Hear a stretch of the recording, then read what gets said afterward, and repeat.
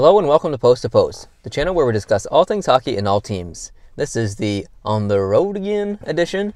We are on our way home from Halifax. We just saw Sidney Crosby hoist the cup along the parade route. He was part of the Natal Day Parade. Natal Day Parade, yeah. And he was the marshal, I believe, so he was leading the parade. It was pretty fun. Yeah, we got some video. We got some nice stills. Yeah. And hopefully they'll turn out. We were just sitting here near the ferry on our way back to Prince Edward Island. We thought we'd make a little video. And we were planning on doing this at home, but we just have some time to kill, so why not do it now? Right on. And you have some notes here, and we're going to talk about the NBC's upcoming NHL schedule. I am indeed. So, hit me with it. I don't know any of these stats. This is the first time I've seen them. You're here to present them to me. So I am. A week ago today, as we're filming this, the National Broadcasting Company in the United States released their 2017-2018 hockey schedule. And it covers the national broadcast of both NBC and NBCSN, which is the sports branch of NBC. There are around 8 games fewer than the previous season, and some teams are seeing an increase in the number of games NBC is covering, and some teams are seeing a decrease, sometimes a dramatic decrease, in some of the games that NBC is broadcasting. So they have a schedule of all of the games that they're going to be covering, and we will give them to you. Sounds good. Alrighty. Hit me with it. Hit ya. Hit me. Hit me. Starting with the Pacific Division, the Anaheim Ducks had 2 games last year on the NBC system. This year they have 4, so they're doubled. The Arizona Coyotes don't change. They only had 1 game last year and 1 game this year. Okay. Calgary Flames have none. The Vancouver Canucks have none. Being Canadian teams, it's understandable that NBC wouldn't try to focus on them. Yep. And the only times you're going to see Canadian teams on NBC is when they're playing in American matchups that NBC wants to show their viewers. Well, I think NBC favors the more eastern teams like Does it Pittsburgh ever? and Boston and stuff. I assume that will reflect the stats here. It will indeed. And some of it's time zone issues. You know, NBC can't tie up the entire network late into the night when they're trying to run the Tonight Show or whatever. So most of the games you'll see during the week are to the east. All right. Now, although I've said a couple of Canadian teams aren't going to have any coverage, there is one that will have 3 games, the Edmonton Oilers this year. So McDavid? I think so. I think so. Last year they didn't have any. So 3 is pretty good. Last year, a team that didn't have any games would be the Las Vegas Golden Knights for obvious reasons. Yes, obvious reasons. And the Vegas Golden Knights have 5 on the NBC network this year. Which makes sense. You want to give the team some coverage. I hope so. Give people a chance to watch them. Yeah. The Los Angeles Kings are getting a boost as well. They had 8 games last year, and now they're going up to 12. And the San Jose Sharks, unfortunately, Mr. T, they're dropping from 11 games to 6. So they've lost 5 games. I think those 5 games went to Vegas. That's unacceptable. Well, you'll have to take it up with NBC. Yeah. In the Central Division, the Chicago Blackhawks have always really dominated the entire schedule. They had 21 games last year. They're falling to 17 this year, but still a pretty good... Yeah, it doesn't surprise me. Yeah. You have to reward the teams that bring in the ratings and the money and the fans. And even if they go out in the first round. Yeah. The Colorado Avalanche, they had 9 games last season. They're down to 1. #regret. By NBC. Oh boy. The Dallas Stars, they had 4 games last year. They're dropping to 2. What? Yep. And this is the year Dallas is supposed to be better than last year. So, I don't know.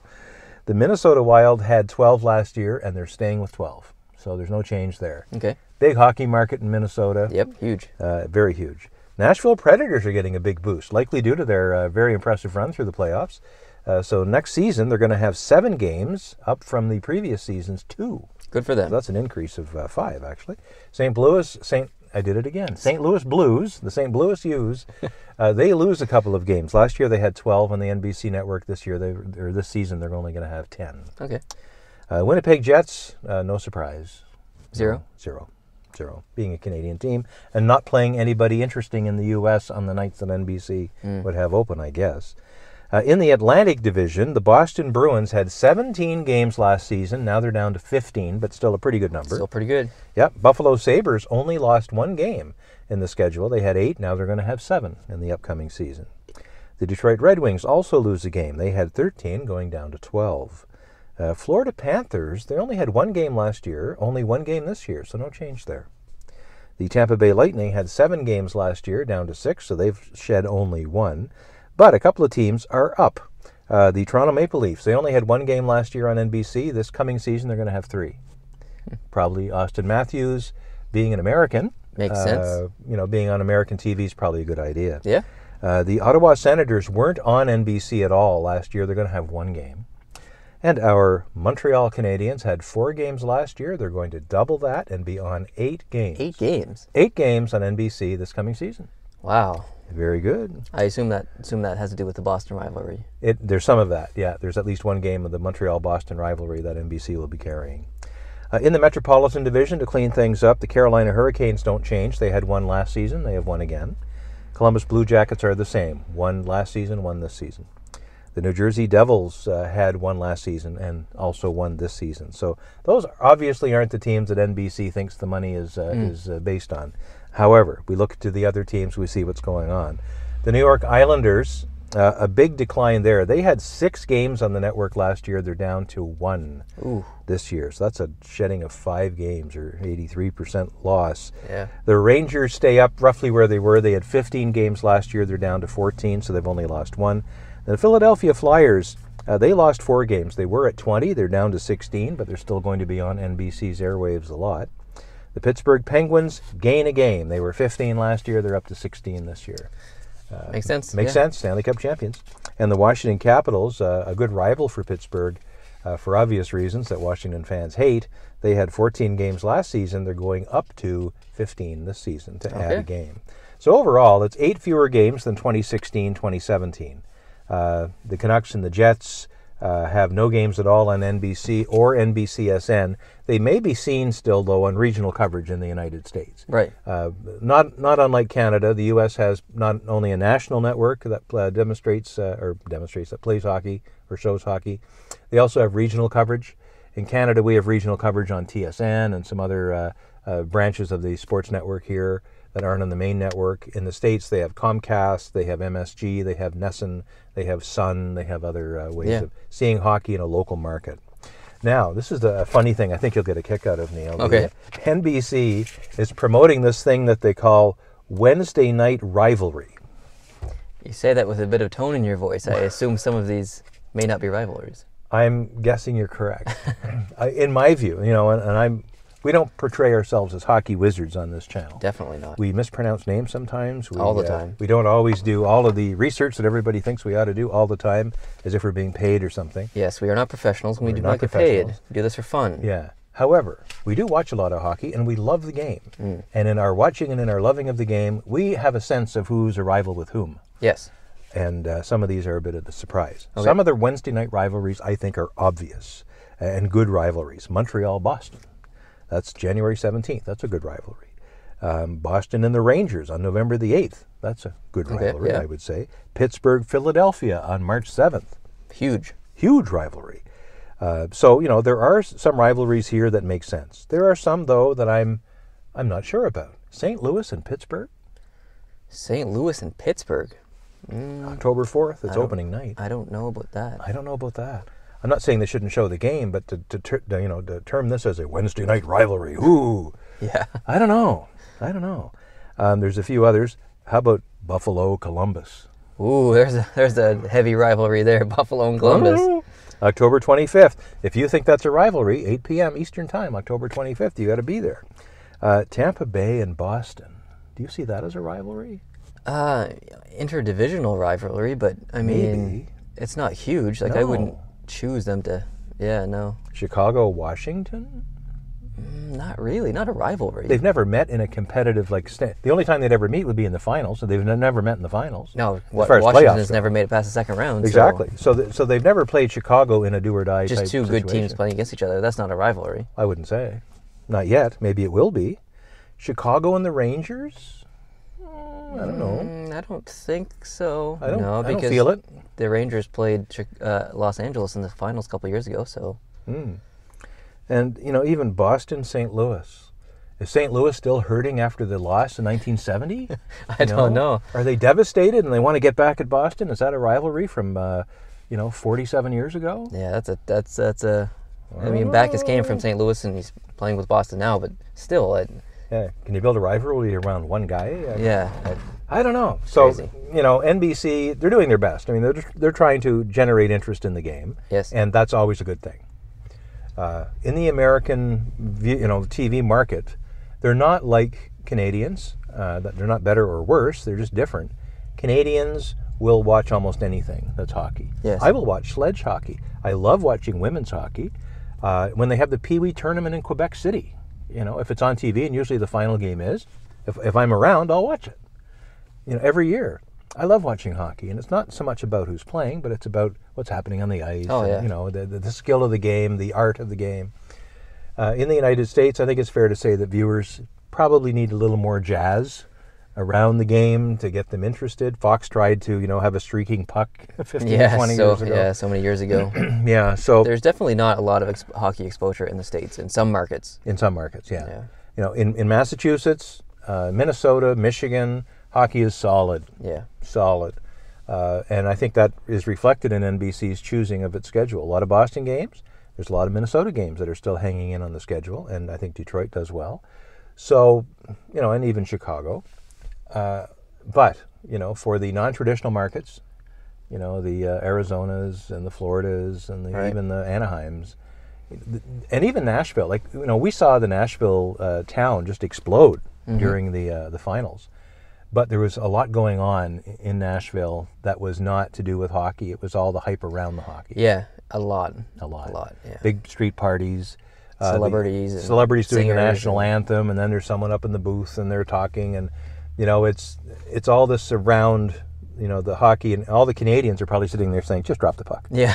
just drop the puck. We love Garth Brooks or we love Vince Gill, but whatever it is, just drop the puck. Yeah. We want to see some hockey. Let's play some hockey here. Let's see some hockey. So, I get that. NBC's trying. They've signed a deal, but I think you knew this, Britt, more than I would. And the NBC deal is going to expire soon. It is in a few years, Yeah. and much like the Rogers deal, Rogers signed a new deal a couple years ago. It was $5 billion or whatever it is. The new NBC deal will be similar, but in the States, clearly. So this current NBC deal is coming to a close here in the next couple of years. Yeah. So it's going to be interesting to see the hockey coverage moving forward in that next upcoming deal. And it'll be interesting, I think, for us to find out from you, the viewer, what you think, especially if you're in the United States. But even if you're in Europe, or even if you're elsewhere in Canada, Yes. Please chime in the comments and tell us what you think. The comments under this video in particular, because we'll track these ones, and we'll read them all, but I'll track these ones for the purpose of maybe doing another show. Follow-up video. A follow-up video, because I want to know what the viewers in the United States, Canada, and Europe, and elsewhere perhaps, think about the local coverage they're seeing and how happy they are with their ability to access hockey. Yes. Because there's certain things we are frustrated by in our ability to access hockey, even in Canada, and you've got a great example of that. Well, I'm a Canadiens fan, so my goal is to watch all of the Montreal Canadiens games, 82 games a year. So to do that, I can do that on cable, satellite, fiber, whatever you want to call it, TV. I can do that no problem. I have cable. I can watch all those games. If I want to watch other hockey, say if I want to watch Phoenix play San Jose, I can't watch that. I have to get Game Center, which is fine, and it's great on its own. I can have cable and I can have Game Center. If I go on Game Center, I can watch all of the other games. The only team I can't watch is Montreal, and that's because of where I live. I'm in a blackout area, so I'm not allowed to watch Canadiens games unless it's on the television or cable, whatever. So I have a decision to make. I can not have Game Center and only watch Canadiens games on TV and see the odd Toronto game and the odd Boston game or whatever. Or I can say goodbye cable, go over to Game Center, see all the other 30 teams in the league, but not see Canadiens games. And I can have both as well, but then it's just really expensive. So I'm in an unfortunate position. Now, if I was a Canadiens fan living outside of Toronto in Ontario, that's the perfect scenario, because then Toronto games would be in the blackout zone, and the Canadiens games would be available on Game Center. So it's just it's frustrating. It's a way for the hockey teams, the broadcasters, and the league itself to maximize the amount of money they make. Yes. They're making you, the diehard hockey fan, essentially pay double. Yes. To watch all the games that you might want to see. You have to choose between your beloved team, if you're in their market zone, or all the other teams. It's really unfortunate. It's very unfortunate. And that's what we want to know in the States. What is your viewership like? If you're, I don't know, if you live in Pensacola, Florida, and you're an Anaheim Ducks fan, how do you watch their games? Are you streaming it online somehow on Game Center? Is there a different method that you use to watch the games? It'd be interesting to know. Yep. And that's basically it. So what we've done so far is I put this question out to our Discord users. Yes. And I've got some really good comments that I've saved and I've archived for the upcoming comment show about TV coverage. We'd like to add the YouTube commentary to that as well. Yes. So we'll have our Discord viewers who are also watching on YouTube, but our YouTube viewers as well who maybe aren't with us on Discord to see what your experience is. We'll select certain comments. We can't read them all, but we'll select certain ones that we think help illustrate everybody's favorite things and least favorite things, the challenges that they have watching hockey in their local markets, and maybe suggestions on how we can improve access to hockey for everybody. Yeah. So leave your comments below. There's going to be a follow-up video, I don't know, maybe in a couple weeks after. Just give people time to watch the video and leave some feedback. And we're pretty excited about it because we want to know. We can look up online and find the odd story and stuff, but that's kind of part of the community of Post to Post. You can field a question like this and get respectable and interesting answers back, and it's all about communication. So this is just a way of broadening the interaction on the channel and not giving back, but interacting, I guess, with people at home. So leave your comments below. We're really interested to read them. If this is your first video on Post to Post, we don't usually film in our vehicle. Go check out some other Post to Post videos and hopefully find something entertaining to watch, or maybe just listen to, because we have a podcast as well. If you like this video, hit the like button, and we'll see you in the future. Adios.